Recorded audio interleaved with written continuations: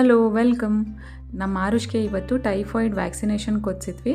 ನಮಗೆ ಒಂದು list ಕೊಟ್ಟಿರ್ತಾರಲ್ವ initial ಡೇಸಲ್ಲಿ, ಅದರಲ್ಲಿ ಇರೋದಿಲ್ಲ, ಆದರೆ ಡಾಕ್ಟರ್ಸ್ ರೆಕಮೆಂಡ್ ಮಾಡ್ತಾರೆ ಹೆಚ್ಚಾಗಿ. ಸೊ ನಾವು ಕೊಡಿಸಿದ್ವಿ.